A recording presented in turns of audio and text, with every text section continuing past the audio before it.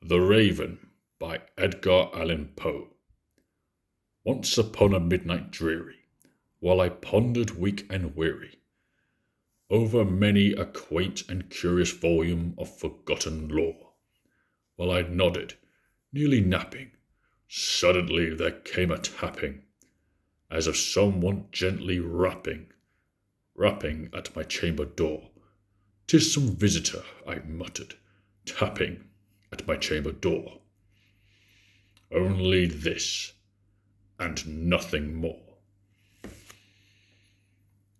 Ah, distinctly, I remember it was in the bleak December, and each separate dying ember wrought its ghost upon the floor. Eagerly I wished the morrow. Vainly I had sought to borrow from my book surcease of sorrow for the lost Lenore, for the rare and radiant maiden whom the angels name Lenore, nameless here for evermore. And the silken, sad, uncertain rustling of each purple curtain filled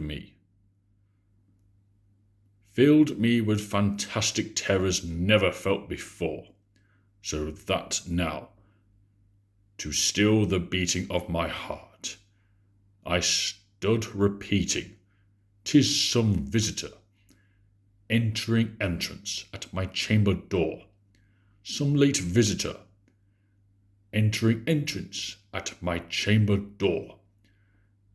This it is, and nothing more." Presently my soul grew stronger, hesitating then no longer.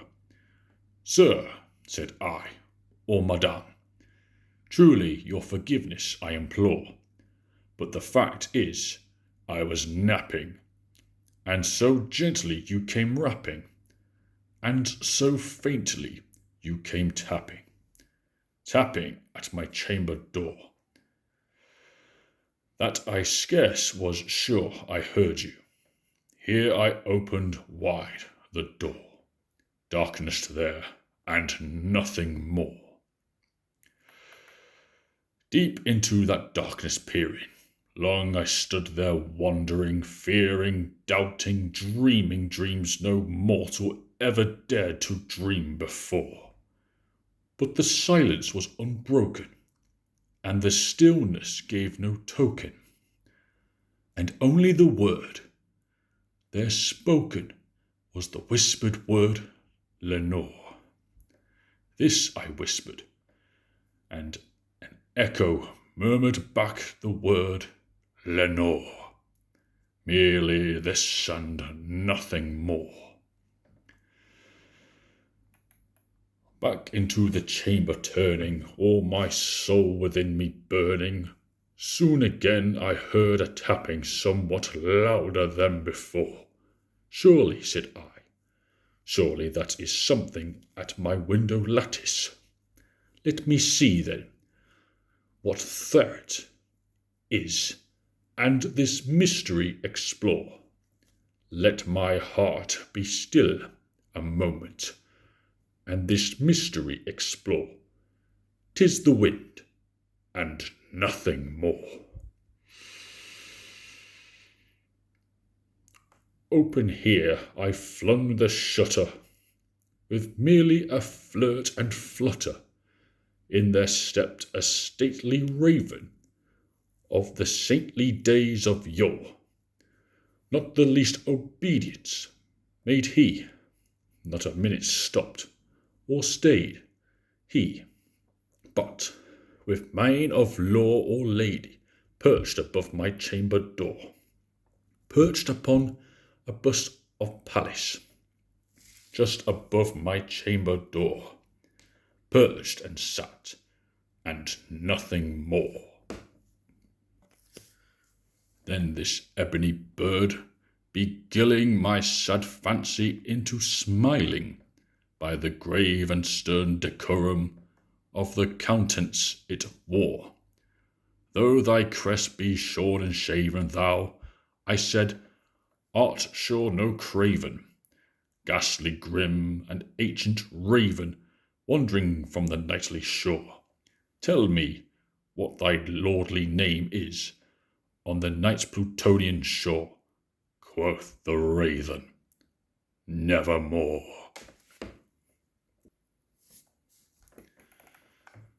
Much I marvel this ungainly fowl to hear discourse so plainly, though its answer little meaning, little relevancy bore. For we cannot help agreeing that no living human being ever yet was blessed with seeing bird above his chamber door, bird or beast upon the sculptured bust above his chamber door, with such name as nevermore. But the raven, sitting lonely on the placid bust, spoke only that one word, as if his soul in that one word did he outpour. Nothing farther than he uttered, not a feather than he fluttered, till I scarcely more than muttered, other friends have flown before, on the morrow he will leave me, as my hopes have flown before. Then the bird said, nevermore.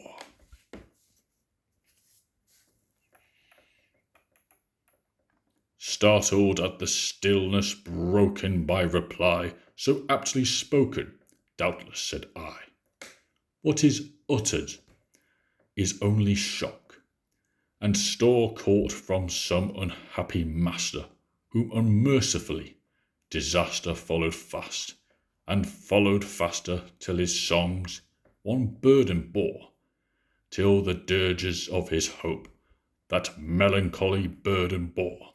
Oh, never, nevermore.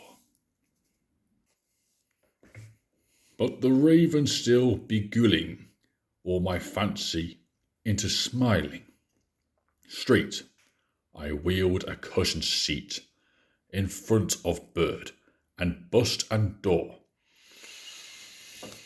Then upon the velvet sinking, I betook myself to linking fancy unto fancy, thinking, what this ominous bird of yore, what this grim, ungainly, ghastly, gaunt, and ominous bird of yore meant in croaking, nevermore. This I sat engaged in guessing, but no syllable expressing to the fowl whose fiery eyes now burnt into my bosom's core.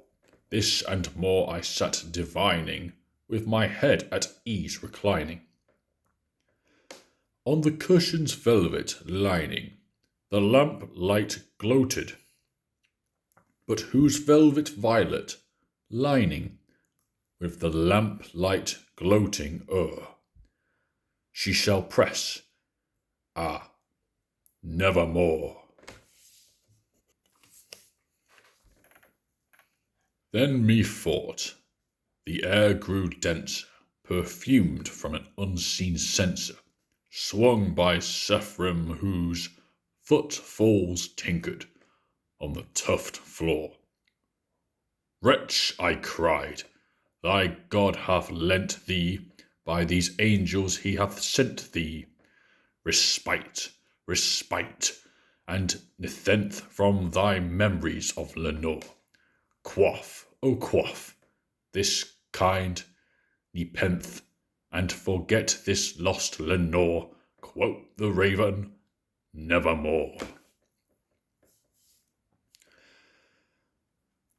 Prophet, said I, thing of evil, prophet still, if bird or devil, whether tempered sent, or whether tempest tossed thee here ashore, desolate yet undaunted on this desert land enchanted, on this home by horror haunted, tell me truly, I implore, is there Is there balm in Gilead? Tell me, I implore. Quoth the raven, nevermore. Prophet, said I, thing of evil, prophet still, if bird or devil. By that heaven that bends above us, by that God we both adore, tell this soul with sorrow laden if, within the distant Aidenn, it shall clasp a sainted maiden, who the angels named Lenore, clasp a rare, radiant maiden, whom the angels laid no more. Quote the raven, nevermore. Be that word of sign of parting, bird or fiend, I shrieked, upstarting, get thee back into the tempest, and the night's Plutonian shore. Leave no black plume as a token of that lie thy soul hath spoken. Leave my loneliness unbroken.